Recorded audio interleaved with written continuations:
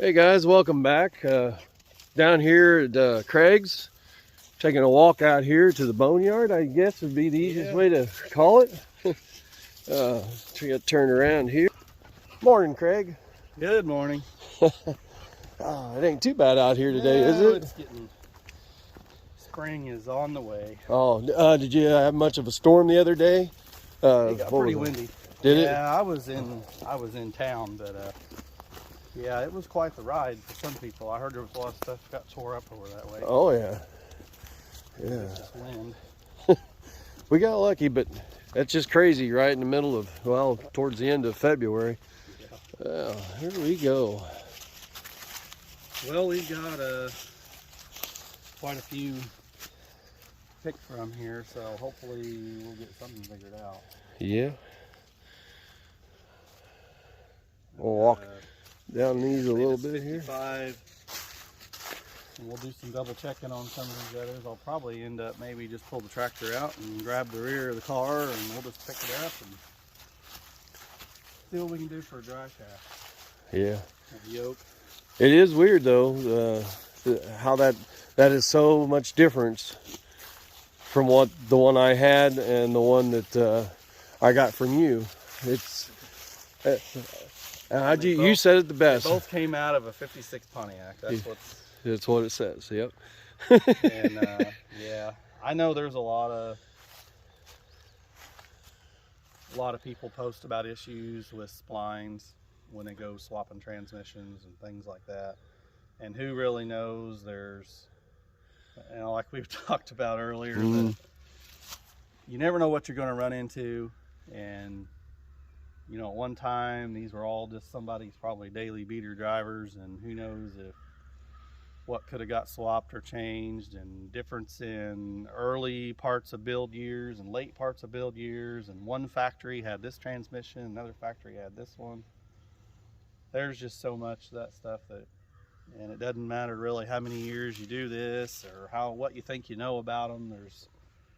These are all really 1 year cars in a sense. Pontiac was, I know people argue with that. There is some parts that'll interchange, but every time you really go between 55, 6, 7, there's always going to be something different.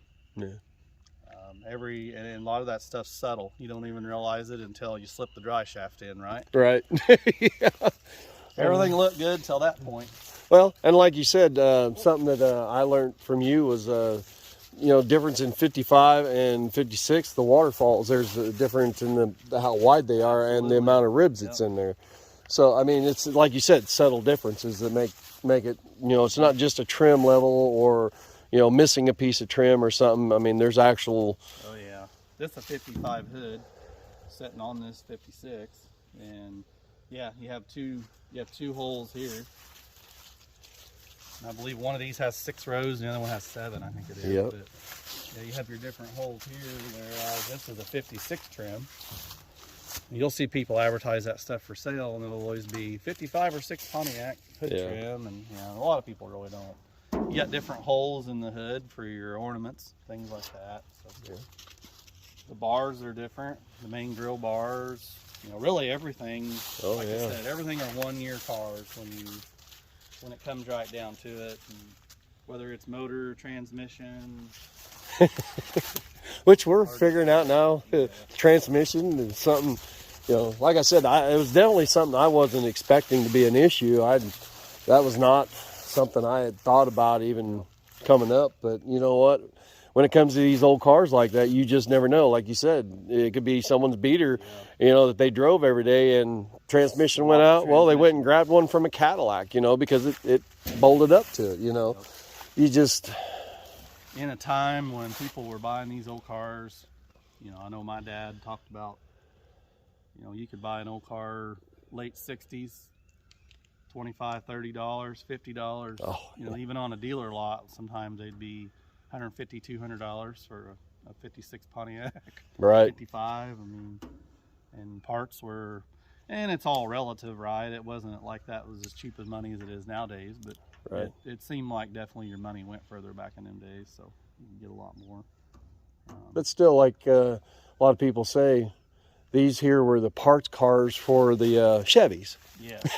So, you know, they looked at it. It was cheap parts. If they needed a top or trim or windows and stuff like that, I mean, these were the cars to go to. Now you got people like you and me and other people that are trying to rebuild these, and because so many of them were just robbed and stripped and gutted and thrown away, crushed, you know, we're trying to save these beautiful cars, and it's a challenge.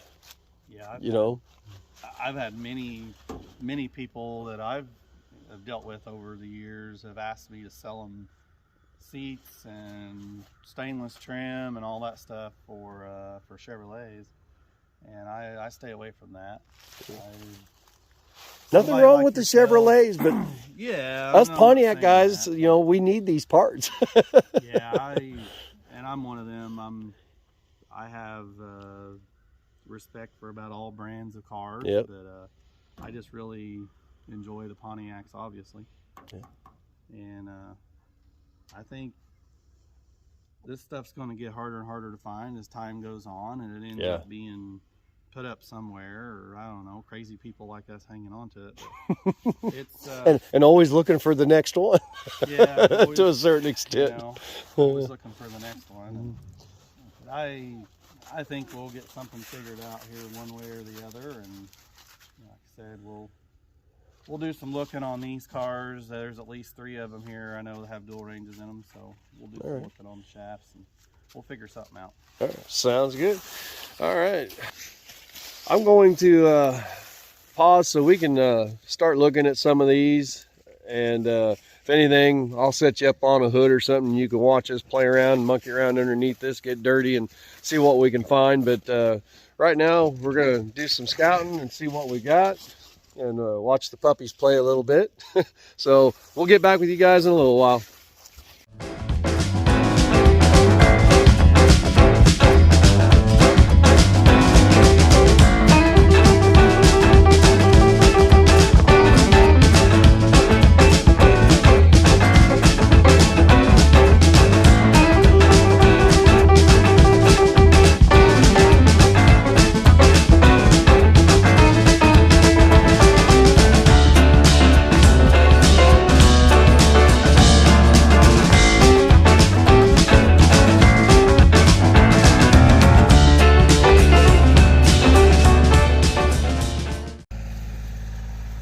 So we just pulled up this other 56, as you guys seen, and we checked it out. It is actually the same size diameter as the one that I originally had in Camille.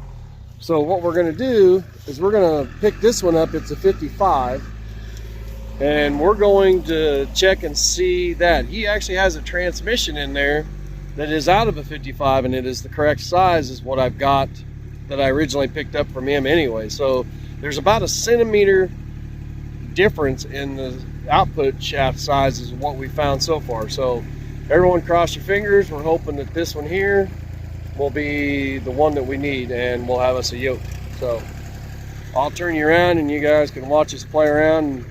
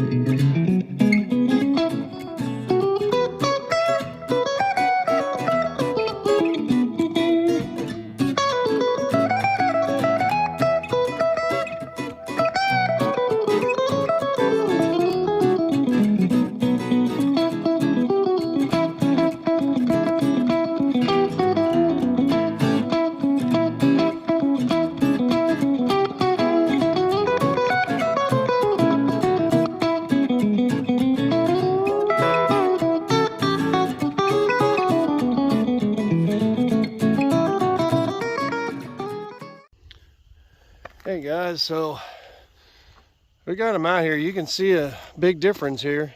This is the one that came out of my 56, came out of Camille. This is the one that's going to fit the transmission that we got from Craig. There's about a centimeter difference, and obviously years from what we're seeing so far. This still got keepers on it, totally different. It's a longer drive shaft also by just a little bit. Definitely different. So let's see what we come up with here. Craig is going to take us for a ride.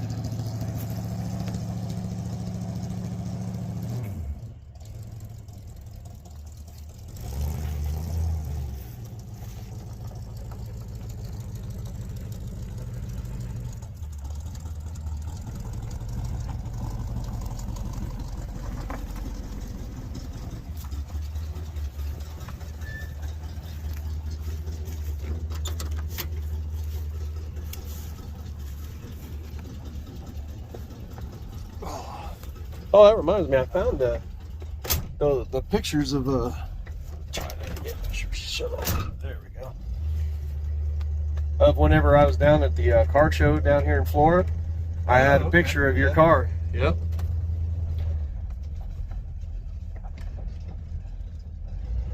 That feeling I was used to, the reverse. This is the feeling I'm not used to yet. Yeah. I'll kind of run down. These old back roads are not the most desirable on these old cars. Well, I guess back in the day though, roads wasn't that much better than what. No. Especially over here.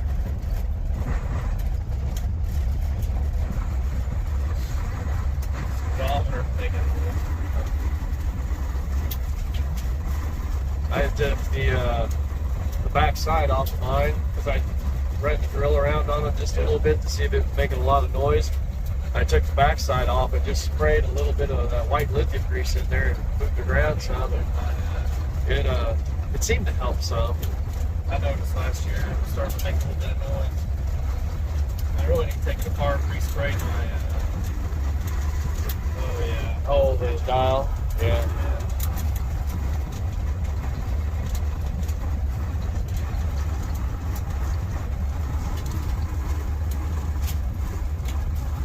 Tell you what though, the feel of the way she rides and floats, I call it floating across the ground.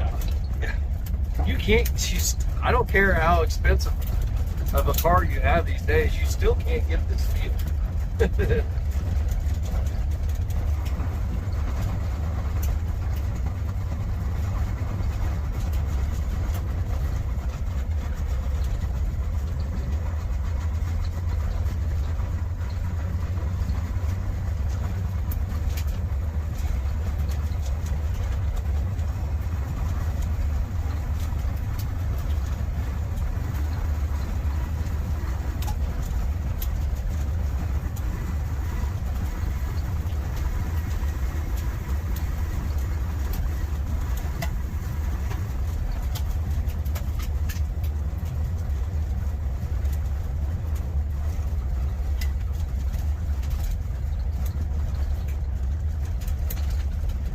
Run around, charge stuff a little bit in.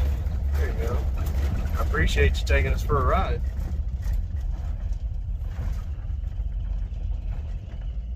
We'll go down this other road. So right now, I'm all the way up in basically what you call drive or overdrive, I guess. And they always try to upshift fairly quickly. You see how you just felt that? Yeah.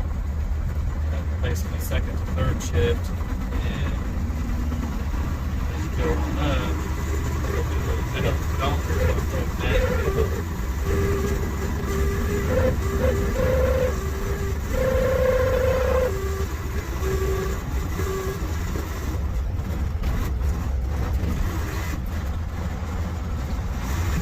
you're already up in the high range. Already. We get out on the road, I'll show you basically what this does when you leave it in the lower range on the strap light. Okay. Kind of get off on the back roads here.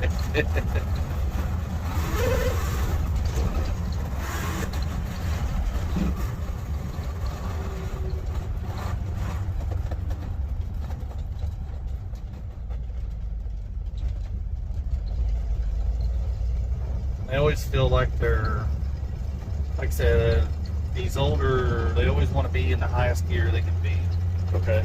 So I personally don't like that as much. So what I'll do is I will keep them down in the lower range, but they will upshift. It's just they won't do it until the last moment possible.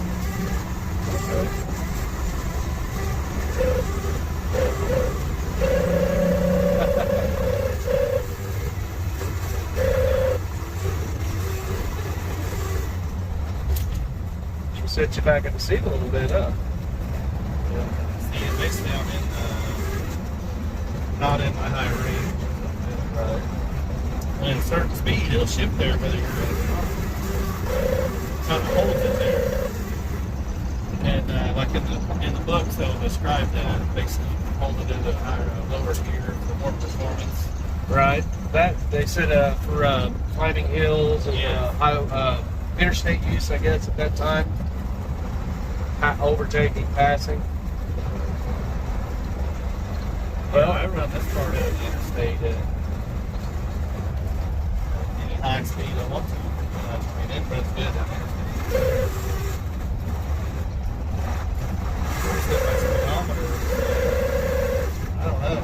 Cold, I guess. It doesn't normally. It's been making a little bit of noise. Apparently, it didn't like it. Making it slow.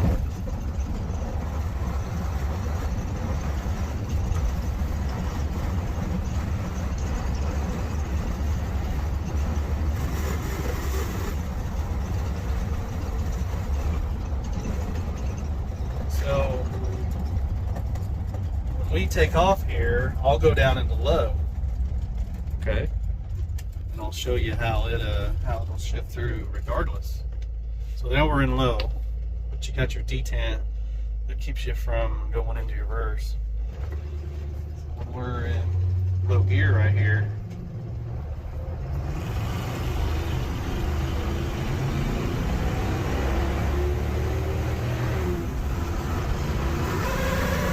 Keep shifting regardless.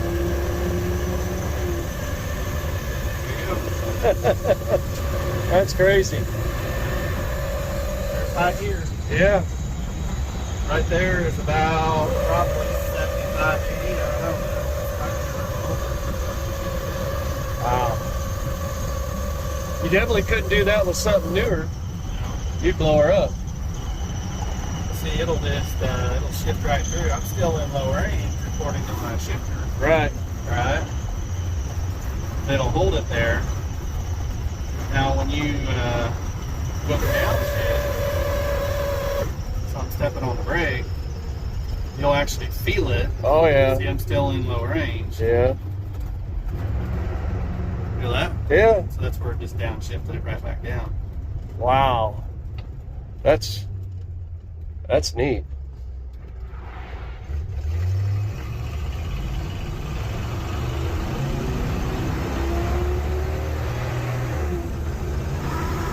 Second. Third.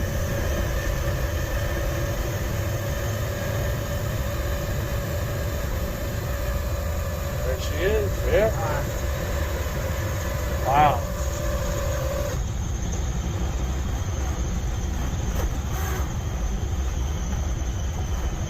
This is interstate cruising. Yeah. And she knows, she just floats. Look at that. Look at that, guys. Run down the road with one finger on the wheel. Hey.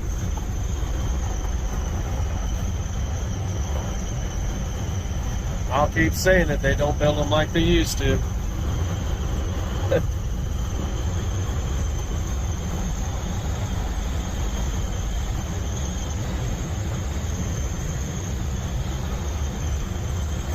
Man.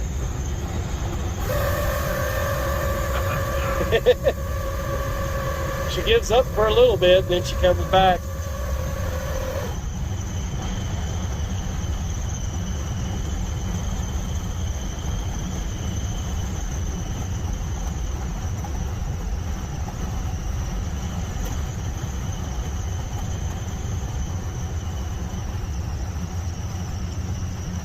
Man, this feels good.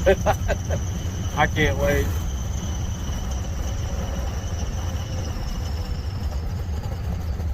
There's the shift. Yeah, you could feel kicking them in. Yeah, that's.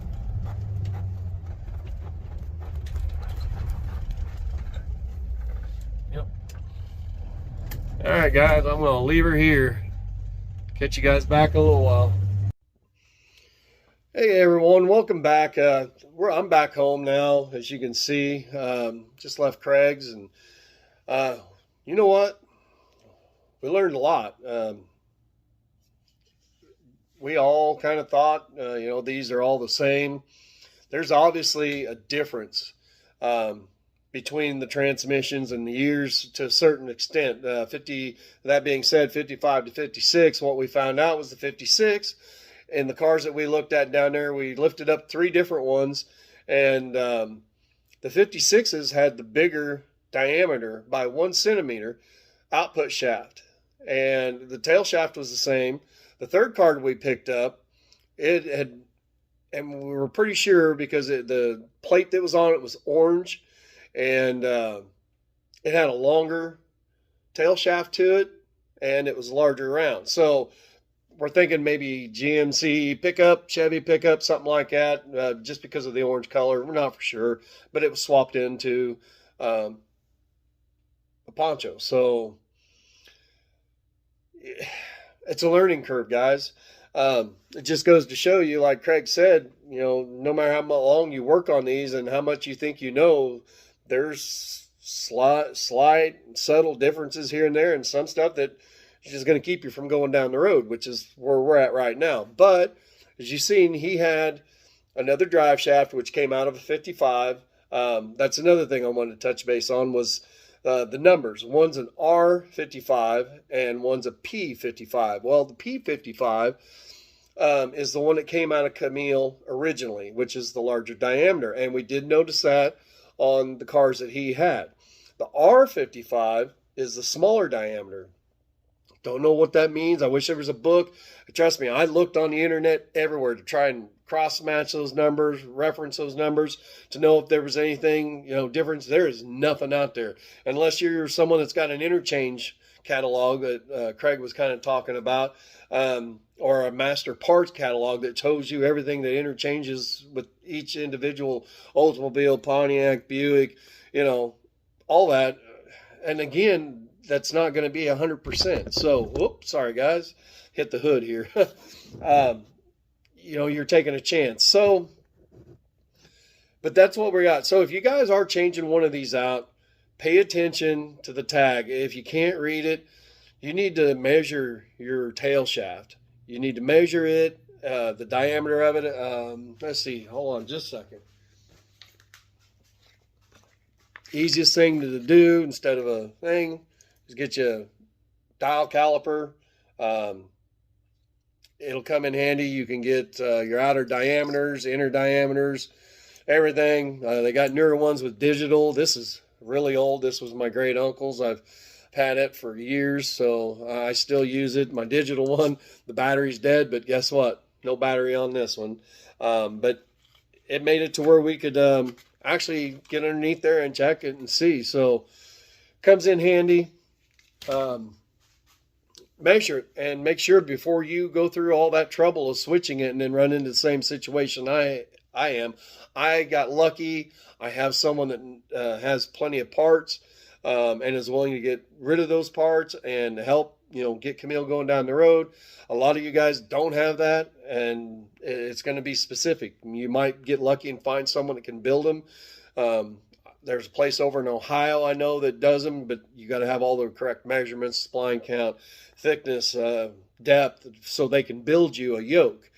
and you're looking at $100, $200, you know, plus shipping. Granted, if that's what I had to do, I was prepared to do it. It just would have pushed Camille going down the road and done back further. So, yeah, I just wanted to touch base with that on you guys. I hope you enjoyed the ride along in Craig's 56. Man, it just makes me itch, you know, wanting to get there and be able to do that. But it was a good time, and being able to enjoy that feel that you guys that's got them, you know, you understand. You know, I can get in my Abbey and drive anywhere and everywhere, but man, getting in those cars, it's just, I think it's just a passion, a love. It's, I don't know. I just don't know what to tell you. If you know the feeling, you know the feeling. And yeah, it's kind of like heaven on wheels. So I'll just leave it there. But I'm going to get back out of here. I'm looking forward to talking with Scott this week at the driveshaft place and see what he's got figured out. I don't know that he's going to allow any recording. It's at his own private residence where he does this, and this is what he does for a living. So, but I will let you guys know next week what I found out, regardless if I do a video of doing anything or not. I hope to have something for you. Don't know what, but we'll see. It may be a quick fix, but hope you guys have a good weekend, and we'll catch you later. Remember, rusted or busted, you guys can make it happen. Get out there and do it. See you guys.